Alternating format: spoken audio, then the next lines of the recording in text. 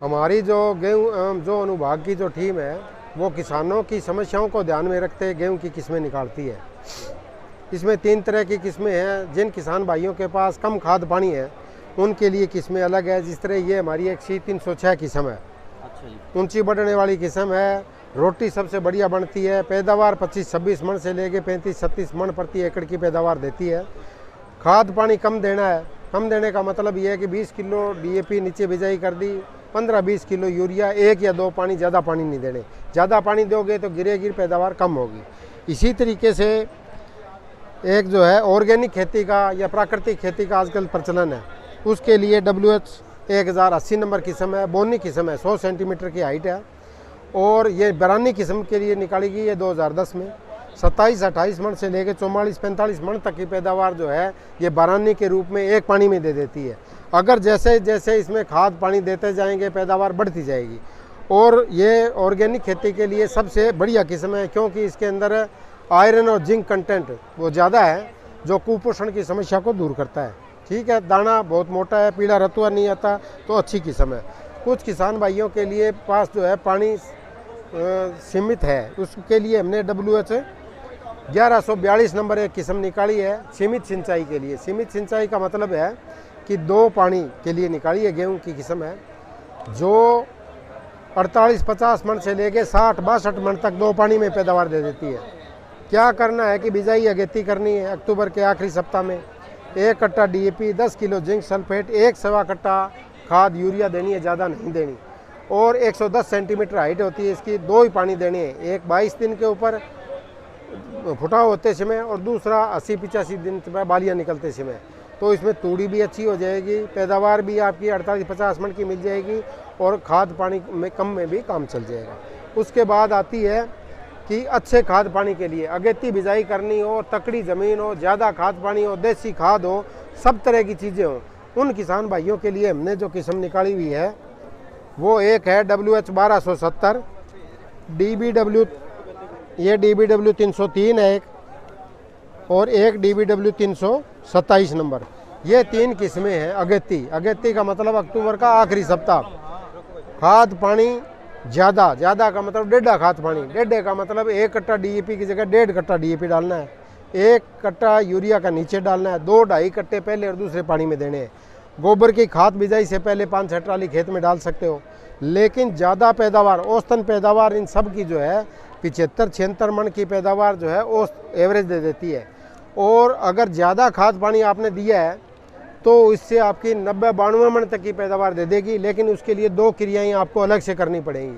क्या करनी पड़ेगी कि एक तो 50-55 दिन पे और एक 80-85 दिन पे एक ग्रोथ रेगुलेटर, वृद्धि नियंत्रक बोलते हैं जिसको, लियोसिन नाम से आता है, क्लोरमिक्वाट, 400 मिलीलीटर दवाई 200 लीटर पानी में मिला के एक तो 50-55 दिन पे स्प्रे करनी है, एक 80-85 दिन पे।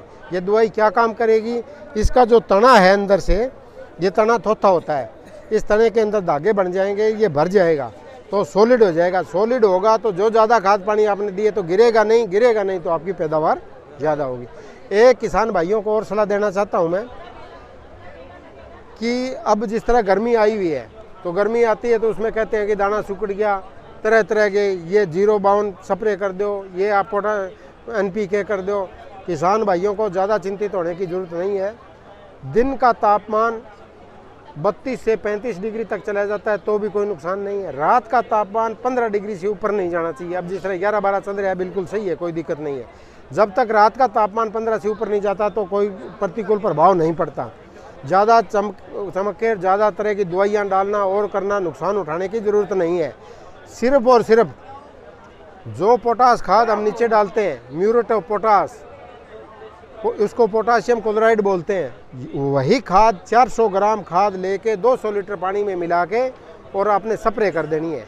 अब जो बालियाँ निकली हुई है वहाँ पे स्प्रे कर दो, तो इस स्प्रे से क्या फ़ायदा होगा, एक तो दाना चमकीला हो जाएगा, दाने का साइज़ भी बढ़ेगा, तीसरा जो है पौधा थोड़ा हार्डी हो जाता है, जिससे हाई टेम्परेचर जो है सहन करने की शक्ति बढ़ जाती है।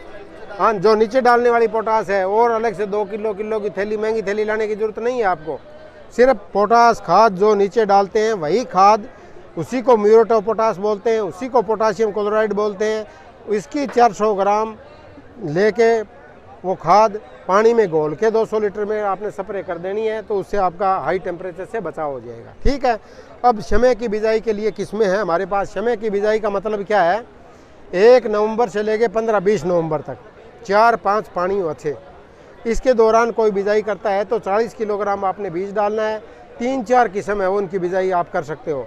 WH 1105 नंबर एक किस्म है, ये देखो WH 1105 होगी, ये आपकी WH 1184 होगी, और ये जो आपकी है DBW 222 होगी, और एक DBWH 221 नंबर किस्म है, ये एक HD 3086 है। इन किस्मों को बो सकते हो। इनको बोने से आपकी औसतन पैदावार जो है 60 मन से लेके 70-72 मन तक निकल जाती है। इनके लिए क्या करना है, इनके लिए आपको 1 कट्टा DAP नीचे बिजाई करनी है, 10 किलो जिंक सल्फेट डालनी है, 2-2.5 कट्टे यूरिया ऊपर से देने और 4-5 पानी देने हैं। खाद पहले और दूसरे पानी में दे देनी चाहिए। एक किसान भाई ज़्यादातर क्या करते हैं कि जिस तरह आपके खेत में घास हो गया, घास खरपतवार नाशक है, वो 30-35 दिन पे स्प्रे कर देनी चाहिए आपने। ज़्यादा करो तो 40 दिन तक, उसके बाद स्प्रे नहीं करनी चाहिए। अब कई किसानों ने एक बार में नहीं बढ़ाया, दूसरी बार में स्प्रे कर दी, 50 दिन पे छिड़कन लग रहा है, 60 दिन पे छिड़कन लग रहा है, उसका क्या नुकसान होगा। 60 दिन पे होने के बाद बाल जो है टेढ़ी मेढ़ी निकलेगी आपकी, बाल के अंदर जो बॉडी है वो खाली रह जाएगी, बांसपन आ जाएगा, उसके अंदर दाने नहीं पड़ेंगे। तो इसलिए ध्यान देने की ज़रूरत है कि जो खरपतवार है वो उचित टाइम पर ही आप स्प्रे करें। 40 दिन से ऊपर मत जाएं। अगर उसमें घास नहीं बढ़ा है तो हाथ से निकालें या कुछ करें, लेकिन अगर वो करोगे तो बांझपन आगे आपकी नुकसान होगा। अब कुछ किसान बोलते हैं कि हमारे को तो पछेती बिजाई करनी है, गाजर से खेत खाली हुआ है, आपका गन्ने से खेत लेट खाली हुआ है, पोटैटो जो आपका आलू है उससे खेत खाली लेट हो गए, बिजाई करनी है। तो पूरा दिसंबर के महीने के लिए हमारे पास जो किस्में हैं उनमें WH 1124 नंबर एक किस्म है, 2014 के अंदर हमने निकाली है। एक किस्म ये है PBW 771 नंबर, एक WH 1021 नंबर किस्म है, एक ये DBW 173। ये 75 बिजाई के लिए गेहूं की किस्में हैं जो पूरे दिसंबर के महीने में आप बिजाई कर सकते हो। दिसंबर के महीने में बिजाई करके आप 48-50 मन से लेके 55-56 मन तक की पैदावार ले सकते हो। इनके अंदर पीला रतुआ नहीं आता, 120 दिन में पक जाती है। बाकी किस्में जो समय वाली है वो 145-50 दिन में पकती है, ये 120 दिन में पक जाएगी। 120 दिन में पकेगी तो इनकी खासियत ये है कि हाई टेम्परेचर को सहन कर जाती है। जो जिस तरह तापमान बढ़ रहा है, दाना सिकुड़ेगा नहीं तो आपकी पैदावार ठीक होगी। और कुछ किसान भाइयों के पास पानी कम है तो वो कोई सरसों बोता है, कोई जौ बोना चाहता है। जौ बोने वाले किसानों के लिए सबसे बहुत बढ़िया किस्म जो हरियाणा कृषि विश्वविद्यालय ने निकाल रखी है वो है BH 946 नंबर। इस किस्म को आप 30-35 किलो बिजाई करके 15 नवंबर के आसपास और आप 50 मन से लेके 60-65 मन तक की पैदावार ले सकते हो।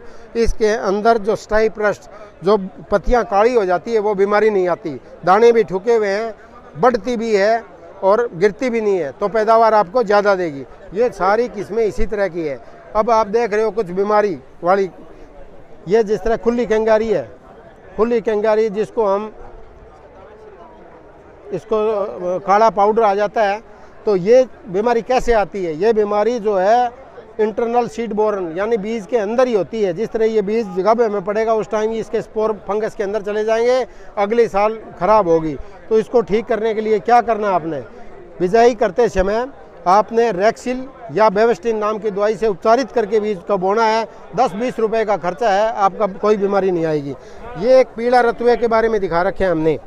पीला रतुआ आने से पत्तों के ऊपर जो है ये सारी, ये पत्ते की ऊपर की शीत है, ये सारी पीली होकर ख़राब हो जाती है। पहचान क्या है कि इसका आप अंगूठे से इससे रगड़ोगे तो इसके ऊपर आपका पीला पाउडर लग जाता है, वो पीले रतुए की पहचान है। ये एक फंगस है, पहाड़ी एरिया से आती है और इसको बचाव करने के लिए आपने क्या करना है, रजिस्टेंट किस्में बोनी है। जिस तरह कोई किसान लगातार HD 2851, 343, 29, 67, 711 किस्में बो रहे हैं जो रोग ग्राही है, जिनके अंदर पीला रतुआ बहुत ज़्यादा आता है, इन किस्मों को छोड़ देना चाहिए। और हमने जो नई किस्में निकाली हुई है WH 1105 है, 1142 है, 1184 है, 1270, 303, 327, इन किस्मों को बोना चाहिए।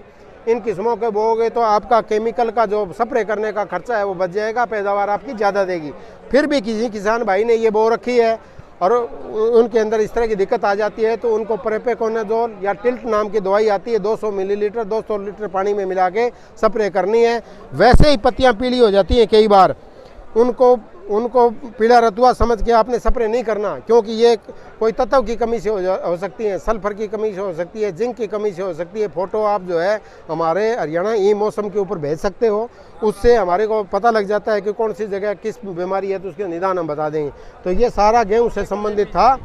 एक आजकल जो है जो बीमारी टेम्परेचर हाई हो रहा है, इसको बचाव के लिए हमने एक एडवाइजरी जारी की हुई है अभी कि किसान भाई एक तो हल्की सिंचाई करें। हल्की सिंचाई का मतलब ये है कि तेज़ हवा चलती हो उस टाइम पानी ना दें, और हल्की सिंचाई का मतलब पूरा आखिरी तक क्यारी भरे इतने तक इंतज़ार ना करो, पौनी क्यारी रह जाए उसी टाइम आप पानी बंद कर दो ताकि जो है हल्का पानी लग जाए।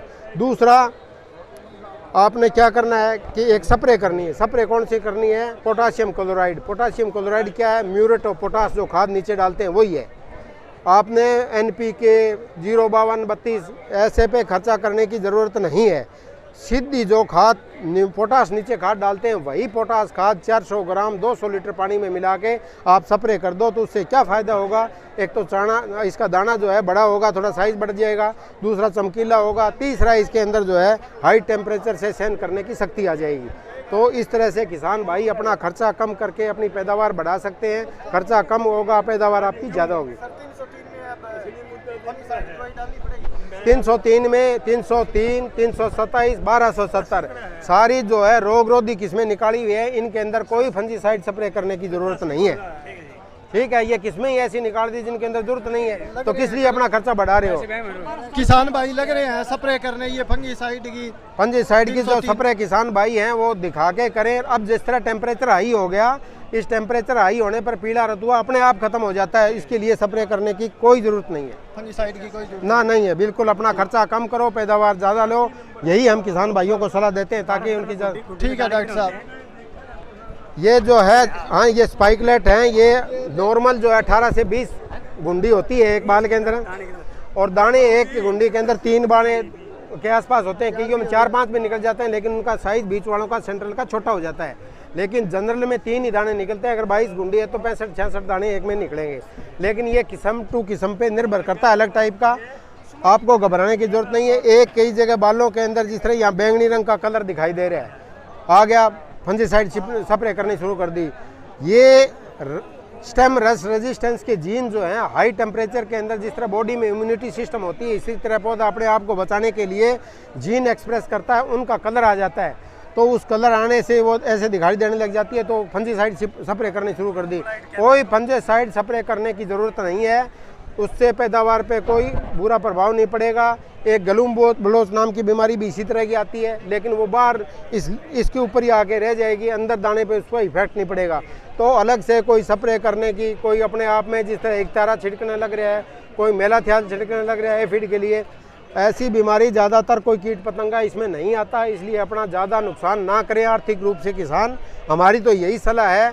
अगर किसी को कोई ज़रूरत है तो हमारा ई मौसम है, उसके ऊपर फ़ोटो खींच के आप भेज सकते हैं, उससे हम उसका फ़ोन करके पर्सनली बात करते हैं। फिर भी आप हमारा जो है इससे गेहूं से संबंधित किसी भी किसान को किसी तरह की दिक्कत है तो कांटेक्ट कर सकता है हमारे से। मेरा नाम है डॉक्टर ओम प्रकाश बिश्नोई, गेहूं एवं जो अनुभाग चौधरी चरण सिंह हरियाणा कृषि विश्वविद्यालय हिसार।